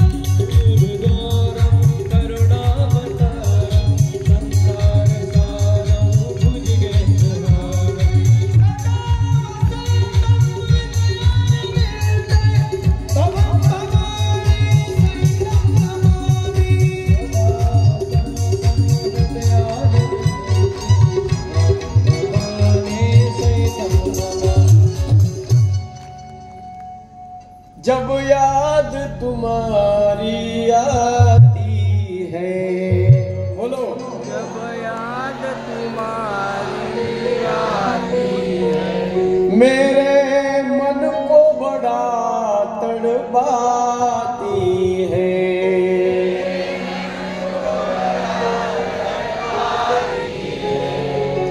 मेरी नैया लगा दो पार, मेरी हे भोले, मेरी नैया लगा दो पार, मेरी हरिया जाओ एक बार, हरिया जाओ एक बार। खूप खूप धन्यवाद। इतकं गोड आहे, एक लक्षात घ्या, दोन गोष्टी जर एकत्रितपणे केल्या ना तर माणसाच्या जीवनामध्ये प्रेमाची वाढ होते। एक, भोजन सगळ्यांनी, परिवारातल्या लोकांनी, गावाच्या लोकांनी सगळ्यांनी भोजन एकत्रित केलं पाहिजे। भोजन और भजन दो चीजें एक साथ करने से प्रेम बढ़ता है। हे सामुदायिक भजन माझ्या भोलेनाथाला अत्यंत प्रसन्न करते बघा। एक चिठ्ठी आली, महाराजजी काल तुम्ही म्हणाला होतात की रुद्राक्षाचं महत्व मी तुम्हाला सांगणार आहे, पण कधी सांगणार, लगेच सांगतो। आज, आता, ताबडतोब, लगेच नाही। ऐका, भोलेनाथ प्रसन्न होणार दैवत आहे। आता आपण पाहिलेलं आहे। आता भोलेनाथाचं रुद्राक्षाचं महत्व तसं मी तुम्हाला उद्या सांगणार होतो। त्याचं कारण असं होतं, माणसं विसरून जातात नंतर, पण मला माहिती तुम्ही विसरणार नाही। ज्या अर्थी मला आठवण करून दिली म्हणजे विसरणार नाही तुम्ही। ऐका, रुद्राक्ष म्हणजे नेमकं काय आहे? रुद्राच्या डोळ्यातले अक्ष म्हणजे पाणी। ऐका, ज्या वेळेला माझे भोलेनाथ, माझ्या इष्टदेवाचं, भोलेनाथाचे इष्टदेव कोण? परमात्मा रामचंद्र। भोलेनाथ जेव्हा आपल्या इष्टदेवाचं चिंतन करतात, भजन करतात ना भोलेनाथ, सज्जन हो, माझ्या भोलेनाथाला आपल्या इष्टदेवाची भक्ती शंकराच्या भजनापेक्षा जास्त, शंकराचं प्रेम कोणावर माहिती? जे शंकराचं भजन करतात त्यांच्यावर भोले बाबा प्रसन्न होतातच, नाही असं नाही, परंतु रामाचं भजन करणाऱ्या भक्तावर शंकर भगवान सगळ्यात लवकर प्रसन्न होतात। कारण माझ्या भोलेनाथाला सगळ्यात जास्त रामाचं भजन, कारण शिव भगवान शंकर संतत जपत शंभू अविनाशी, अविनाशी असणारा शंकर ज्या नामाचं भजन गातो सज्जन हो, ते नाम सामान्य नाही। शंकराला सुद्धा सगळ्यात जास्त आवड त्या राम नामाची आहे। जेव्हा इष्ट देवाचं शंकर भगवान भजन करतात ना सज्जन हो, तेव्हा भजन म्हणजे काय? मी तुम्हाला काल एक प्रमाण दिलं होतं बघा, शांती ब्रह्म एकनाथ महाराजांचं प्रमाण होतं। त्या प्रमाणामध्ये नाथ बाबा म्हणतात, कळलं महाराज, प्रेमाविन भजन नाकाविन मोती आणि अर्थाविन पोती वाचून काही। भजनामध्ये प्रेम पाहिजे। मुले घातले हृदया नाही आसू आणि माया, इतकं प्रेम असलं पाहिजे। मग किती प्रेम असावं ऐका, संत सांगतात, कंठी प्रेम दाटे नयनी नीर लोटे, हृदयी प्रगटे राम रूपी। भगवंताचं भजन करताना सज्जन कंठ दाटून आला पाहिजे। आणि डोळ्यातून ज्या दिवशी देवाचं भजन करताना डोळ्यातून आपल्या एक तरी अश्रूचा थेंब खाली पडेल ना, ज्या दिवशी डोळ्यातला थेंब देवाच्या स्मरणाने देवाची आठवण केल्यानंतर देवाचं चिंतन करताना त्याचं भजन करताना डोळे भरून येतील आणि डोळ्यातला एक थेंब जेव्हा जमिनीवर पडेल त्या दिवशी तुमचं भजन सफल झालं समजा सज्जन.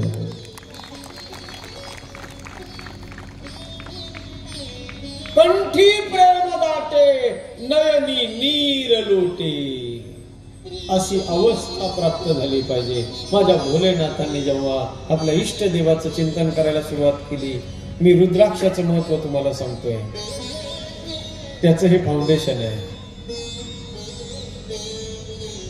भोलेनाथांनी भजनामध्ये एवढा एकरूप व्हायचे भोले बाबा आणि भजनामध्ये तल्लीन झाले की परमात्म्याच्या आपल्या प्रभूच्या आठवणीने लो आ गई उनकी याद. जसं गवळणीला कृष्णाची आठवण झाली की झरझर अश्रूच्या धारा त्यांच्या डोळ्यातून यायच्या.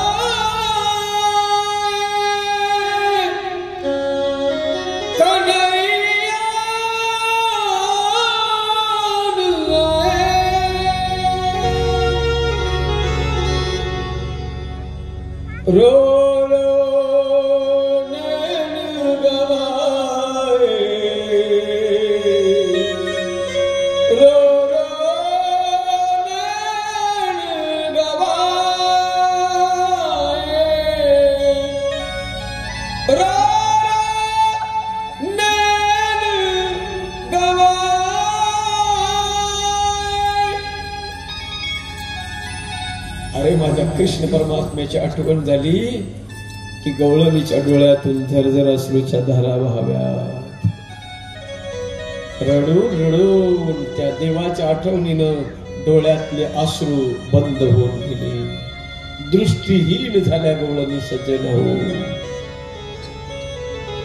भगवंताच्या भेटीसाठी मन उतावीळ व्हायचं आणि डोळ्यातून अश्रूच्या धारा यायच्या. निशिदिन बरसत नैन हमारे जब ते शाम सिधरे जब ते शाम सिधारे. देवाच्या भजनामध्ये चिंतनामध्ये एकरूप होऊन डोळ्यातून जेव्हा पाणी येतं ना, माझ्या भोलेनाथाचं सुद्धा येतं सज्जन हो. आणि जेव्हा शंकर भगवान एकरूप होतात भजन करताना तेव्हा त्या रुद्राच्या डोळ्यातून अक्ष म्हणजे बिंदू, पाण्याचे बिंदू खाली पडतात त्याला. आणि ते पाण्याचे थेंब जेव्हा खाली पडतात सज्जन हो, त्या थेंबापासून रुद्राच्या अक्षापासून जे झाड तयार होतं ना सज्जन हो, त्याचं नाव रुद्राक्ष आहे. परमात्म्याच्या वियोगाने विरहाने चिंतनामध्ये एकरूप होऊन डोळ्यातून पाणी आलं महादेवाच्या आणि त्याच्यापासून त्या पाण्यापासून जे झाड तयार होतं ना, त्याचं नाव रुद्राक्ष आहे. आणि ते रुद्राक्ष शंकराच्या डोळ्यातल्या आसवांचे जे रुद्राक्ष आहे, माझ्या भोलेनाथाला ते अत्यंत प्रिय आहे. हिमालयामध्ये अनेक झाडं आहेत त्या रुद्राक्षाचे. हरिद्वार मध्ये सुद्धा एक फार मोठं झाड आहे रुद्राक्षाचं. अवधेशानंद स्वामीजींच्या आश्रमामध्ये ते झाड आहे. माझ्या गळ्यामध्ये जी रुद्राक्षाची माळा आहे ना, ही छोटी, ही रुद्राक्षाची माळ त्या झाडाची आहे. आपल्याकडं काही रुद्राक्ष येतात पण ते ओरिजिनल नसतात. काही काही फायबरचे सुद्धा रुद्राक्ष बनवलेले असतात. त्या रुद्राक्षाचा काही फायदा नाही होणार सज्जन हो.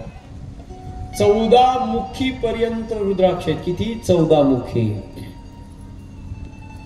पहिला रुद्राक्ष एकमुखी रुद्राक्ष. जवळजवळ सगळ्यांनी तो गळ्यात घालावा. एकमुखी रुद्राक्ष का घालायचा? सगळ्यांनी म्हणण्यापेक्षा स्वामीजी आपके गले में तो माला है पुरी. पण ज्यांना ज्यांना तुम्ही म्हणाल एकमुखी रुद्राक्ष घालून फायदा काय, तर एकमुखी रुद्राक्षाचा फायदा आहे ज्याला संपत्ती पाहिजे, लक्ष्मी पाहिजे, लक्ष्मीचा निवास आपल्या घरामध्ये निरंतर राहावा, यासाठी घरातला जो कर्ता पुरुष आहे, मालक, कमवणारा मालक, त्याच्या गळ्यामध्ये एकमुखी रुद्राक्ष भेटत नाही सहसा. एकमुखी रुद्राक्ष भेटत नाही सहजासहजी.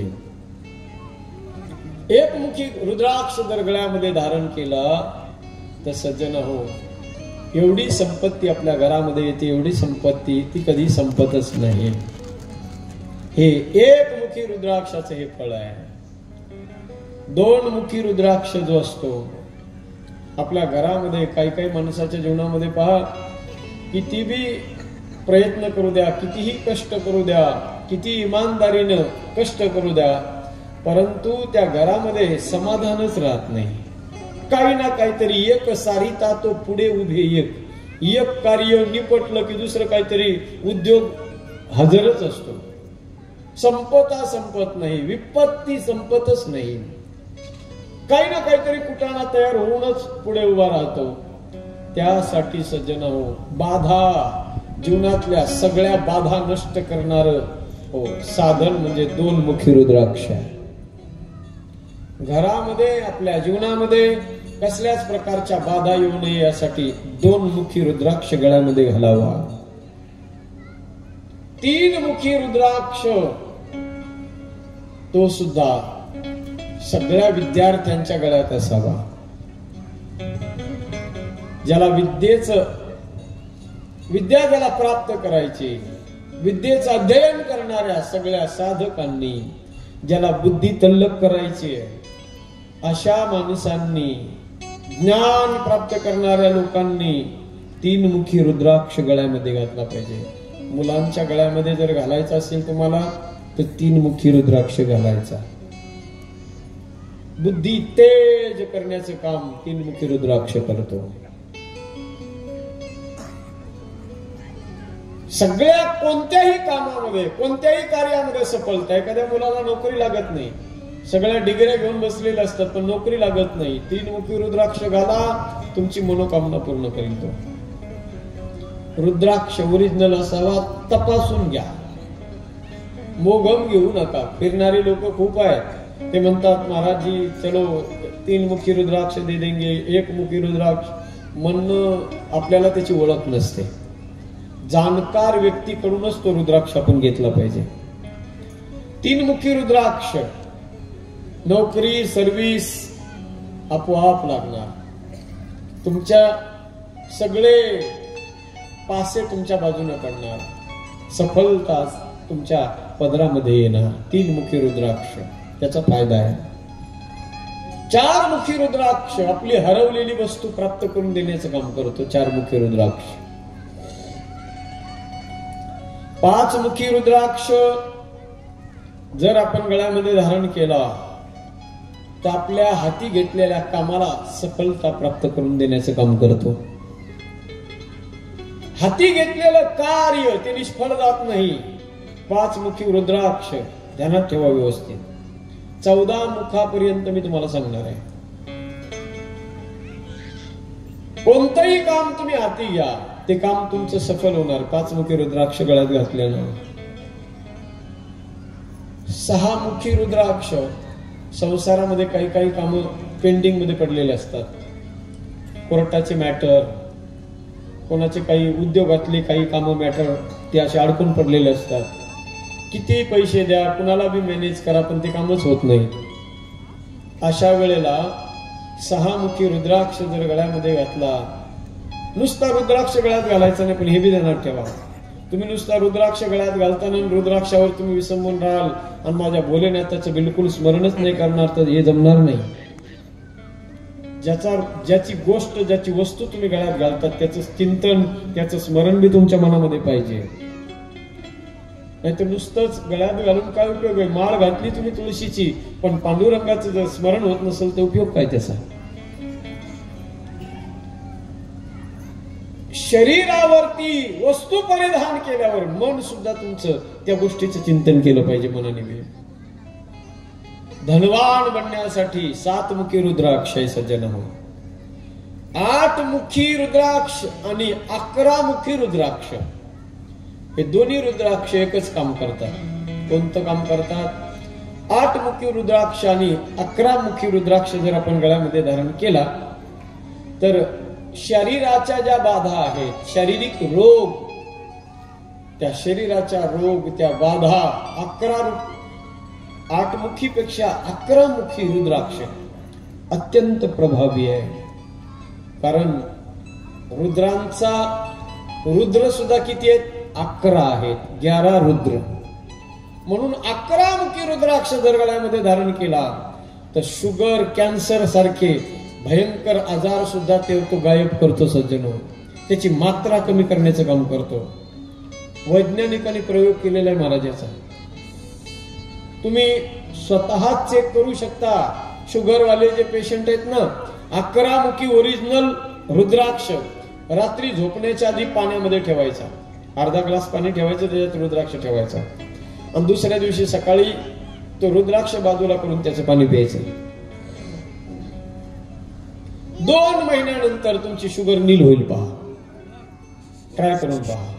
11 मुखी रुद्राक्ष अत्यंत प्रभावी आहे सज्जन हो. 9 मुखी आणि 10 मुखी रुद्राक्ष काय करतो वंश वाढवण्याचं काम करतो. वंशाची वृद्धी जर करायची असेल एखाद्याला 10 वर्ष 15 वर्ष होतात परंतु मुलबाळच होत नाही घरात पाळणा चालत नाही. अशा वेळेला सज्जन हो 9 मुखी किंवा 10 मुखी रुद्राक्ष जर गळ्यामध्ये धारण केला तर तसे योग बनतात. वंश वृद्धीचा योग आपल्या जीवनामध्ये निर्माण होत असतो सज्जन हो. गर्भधारणा जर होत नसेल महिलेला तर शिवपुराणामध्ये आलेलं वर्णन आहे. त्याच्यासाठी जर बेल वड पिंपळ याची साल त्याचं बारीक चूर्ण करायचं आणि ते चूर्ण आपल्या कमरेला बांधायचं गर्भधारणा होण्यासाठी. बऱ्याच वेळेला काही लोक आमच्याकडे येतात महाराज आम्हाला श्रीफळ द्या नारळ द्या तुम्हाला तुमचा आशीर्वाद द्या जेणेकरून आमच्या घरी आमची संतान उत्पत्ती होईल वंश वृद्धी होईल मुलबाळ होत नाही 10 वर्ष 15 वर्ष झालंय. हा प्रयोग करून पहा. पण कोणताही प्रयोग करा त्याच्यासाठी तुमच्या अंतःकरणात माझ्या भोलेनाथाचं चिंतन पाहिजे. ध्यानात घ्या. 12 मुखी रुद्राक्ष ब्लड प्रेशर कमी करतो. 12 मुखी रुद्राक्ष हाय झालेलं ब्लड प्रेशर त्याला कंट्रोल करण्याचं काम रुद्राक्षामध्ये. सामान्य नाही ताकद रुद्राक्षाची सज्जन. माझ्या भोलेनाथाच्या डोळ्यातले अश्रू पासून तयार झालेला रुद्राक्ष भयंकर ताकदवान चीज आहे सज्जन. एक आठवलं म्हणून तुम्हाला सांगतो किती महत्वाचा रुद्राक्ष आहे. मला का म्हणून मला कळत नाही सज्जन हो माफी मागून बोलतो मी तुम्हाला. परंतु मी काल परवाच्या दिवशी एक प्रसंग बोललो होतो तुम्हाला की माझा जन्मच माझ्या भोलेनाथामुळे आहे. ज्या वेळेला माझ्या आयुष्यामध्ये मी महाराष्ट्र सोडून सगळ्यात पहिलं कुठे गेलो होतो माहिती बनारसला गेलो आणि बनारस वरून जेव्हा मी त्रिवेणी संगमावर गेलो गंगा यमुना सरस्वती नदीचा किनारा आहे त्या त्रिवेणी संगमावर प्रयागराज तीर्थावर मी गेलो जेव्हा माझ्या जीवनातला अनुभव आज मी फक्त तुम्हाला शेअर करतोय. कधीच कुणाच्या समोर शेअर केला नाही. पहिलं ज्या वेळेला मी तिथे गेलो होतो सज्जन मी रामायणामध्ये सगळं ऐकलेलं होतं. त्या गंगा यमुना सरस्वती नदीच्या काठावर भरद्वाज ऋषीचा आश्रम आहे आणि याज्ञवल्क्य महाराजांची त्यांची तिथे भेट झाली होती आणि याज्ञवल्क्यांनी भरद्वाज ऋषींना त्याच प्रयागराज तीर्थावर राम कथा सांगितलेलं ते ठिकाण आहे. हे सगळं मनात ध्यानात मी चिंतन करत होतो, माझ्या भोलेनाथाचं चिंतन करत होतो सज्जनो, त्यावेळेला स्वामीजी सारखा एक तेजपुंज महात्मा तिथे आला. भयंकर त्याच्या मोठ्या मोठ्या जटा होत्या सज्जनो, आणि त्याचं स्वरूप असं भयंकर अकराळ विक्राळ स्वरूप. जसं त्या महात्म्यानं मला पाहिलं, 20 वर्षापूर्वीची गोष्ट सांगतो. 20 वर्षापूर्वी त्या महात्म्यानं माझ्याकडे पाहिलं. आमच्या पृथ्वीराज महाराजासारखा असेल मी तेव्हा, या वयाचा. मला पाहिल्याबरोबर त्या स्वामीजींनी काही बोलले नाही, काही नाही, डायरेक्ट एवढी मोठमोठ्या रुद्राक्षाची माळ, गळ्यातली मोठी माळ ती काढली, डायरेक्ट दोयरी माळ केली आणि आहे अशी डायरेक्ट माझ्या गळ्यामध्ये टाकली तिथे सज्जन.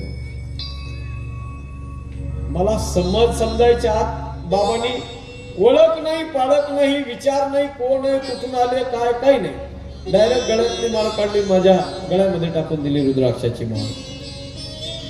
आणि त्याच्यानंतर 1-2 मिनिटांमध्ये मी पाहिलं तर तो महात्मा पुन्हा मला तिथे दिसला नाही सज्जनो, कुठंच नाही दिसला, गायब. दुसऱ्या मिनिटाला तो महात्मा गायब झाला तिथून. मोकळं पटांगण आहे प्रयागराज तीर्थावर, जर तुम्ही कधी गेला असाल तर कुठंच दिसला नाही पुन्हा मला महात्मा. आजही ती रुद्राक्षाची माळ माझ्याकडे सज्जनो. सामान्य महत्व नाही. तिथून पुढे तुमच्या माहितीसाठी सांगतो, तिथून पुढे अधिक मला भोलेनाथाची गोडी माझ्या जीवनात वाढत गेली. महाराष्ट्रामध्ये अनेक कीर्तनकार आहेत.